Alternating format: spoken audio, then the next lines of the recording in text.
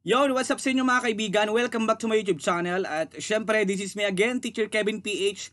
At nagbabalik na naman tayo sa panibagong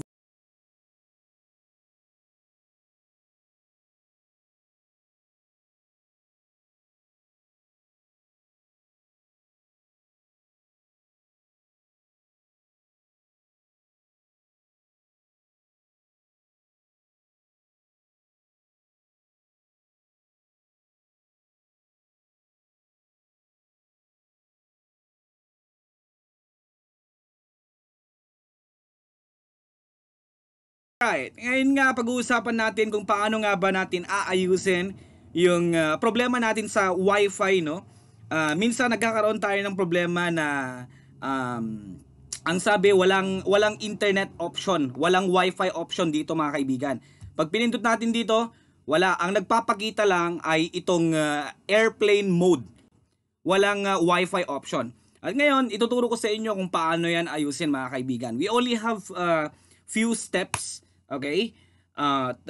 Sana masundan natin. Well, sa mga hindi pa nakasubscribe sa ating YouTube channel, maraming salamat kung magsusubscribe kayo. Salamat pa rin kung hindi kayo magsusubscribe mga kaibigan. Makatulong man o hindi itong video natin ngayon, alam ko i-appreciate ninyo. Alright. Ang ayusin natin yung kapag walang nagpapakitang Wi-Fi option dito. Okay? First step, let's proceed to our device manager. Tapos i-update natin yung wireless fidelity driver natin. Alright? So go to your search bar, then type in device manager. There you go. I-open lang natin to mga kaibigan. Tapos hanapin natin yung driver ng Wi-Fi natin. Alright? Okay. Ito mga kaibigan, pagkatapos nating pumunta sa device manager, punta tayo sa network adapters. Right? Double click.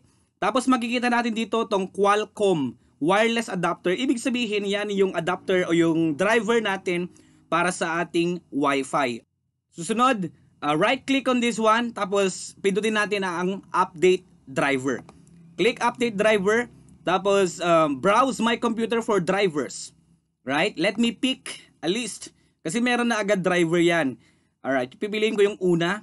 Click next. Hintayin lang natin. Alright. Pagkatapos nito mga kaibigan, tapos na, i-close lang natin, tapos i-restart lang natin yung device natin para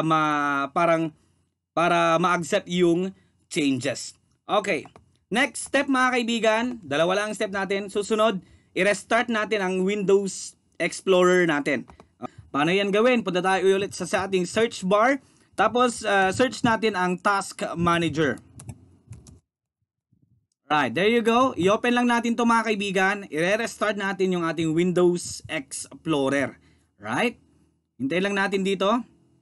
Yan mga kaibigan, makikita natin dito. Scroll down lang natin. Tapos makikita natin dito yung ating Windows Explorer. Baba pa, yan. Nandyan. Ito yung mga kaibigan, Windows Explorer.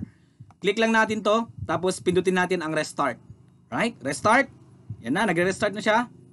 Tapos, i-end task natin. Then, again, restart your PC. Gagana na yan. Yun lang problema natin ngayon. Walang Wi-Fi option. Maraming salamat sa inyong pakikinig mga kaibigan. Naway meron kayong natutunan at hanggang sa muli.